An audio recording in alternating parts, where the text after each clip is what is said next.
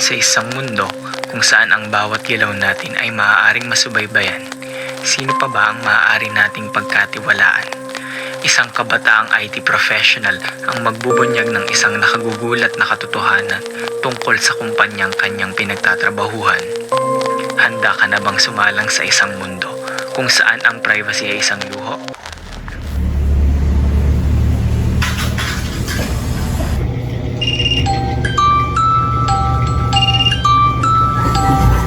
Anak, gising ka na, tanghali na.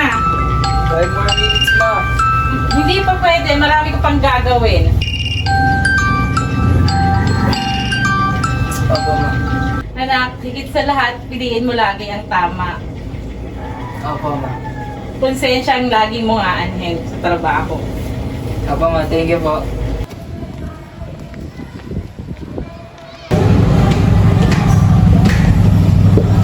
Morning, ma'am. Morning, ma'am.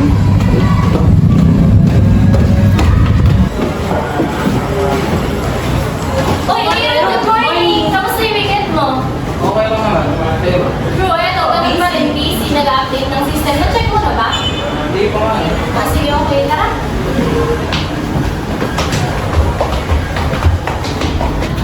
Sen?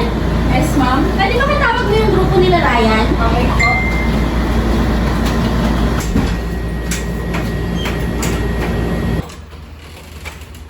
Excuse me po. Ryan Astros Pence, pinapatawag kayo ng chair sa office.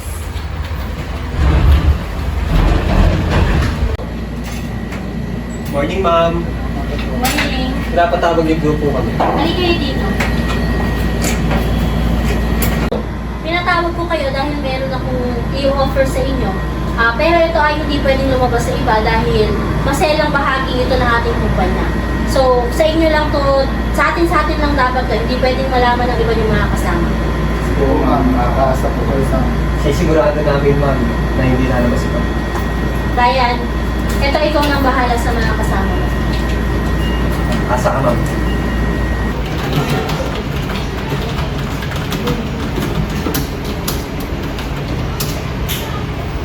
Bakit nare-record yung mga private information ng mga users? Hindi tama to, mali to. Lily,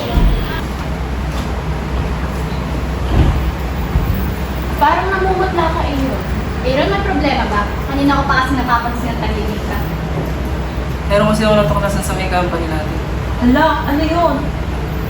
Habang nagbabagaw kanina, may nakita ako na nagre-record ng mga private information sa system. Hala, seryoso ba? Paano mo nalaman?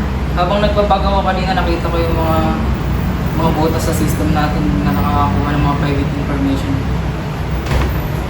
Naku, ang malaking problema yan, lalo na sa kumpanya natin. Paano na yan? Pangarap mo pa naman itong trabaho nito. Kaya nga, gagawa ko na lang siguro ng paraan.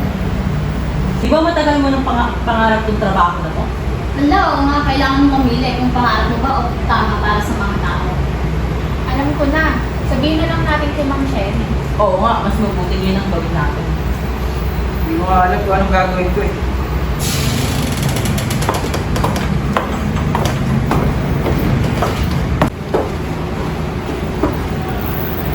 morning everyone!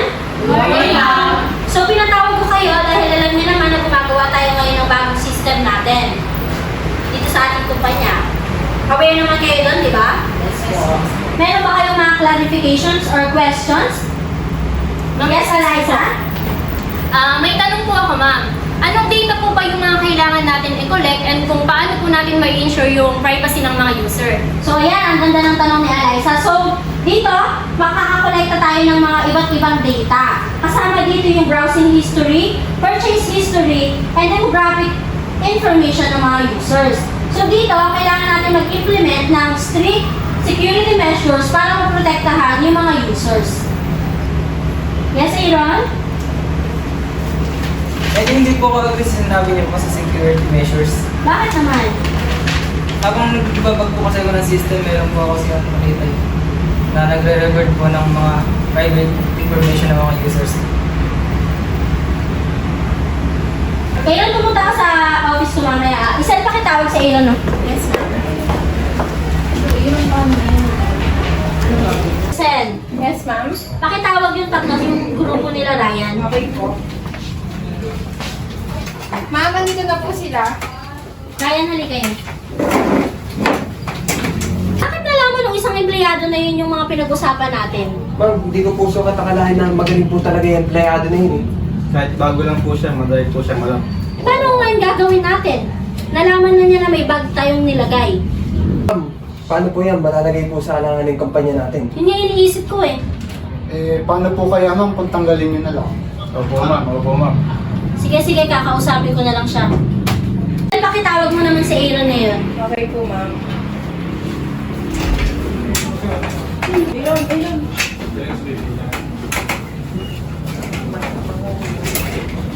Maupo ka. Kailangan natin pag-usapan yung sinabi mo kanina sa meeting. Ma'am, pasensya na po, hindi ko po sinasadya na makita po. Kasi malaking problema to sa kumpanya natin eh. Pag lumabas to, malaking problema ang madudulot nito sa kumpanya. So kung gusto mo, o-offeran kita ng malaking halaga kapalit ng katahimikan mo. Anak, higit sa lahat, piliin mo lagi ang tama. Opo, ma'am. Konsensya ang lagi mo aanhin sa trabaho. Parang hindi ko po kaya tanggapin po yun. O sige, wala na pala tayong pag-uusapan. Isel, palabasin mo na to. You're fired.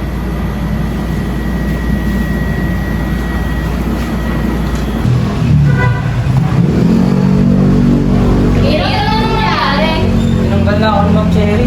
Wala ka nun, so paano na tayo ngayon?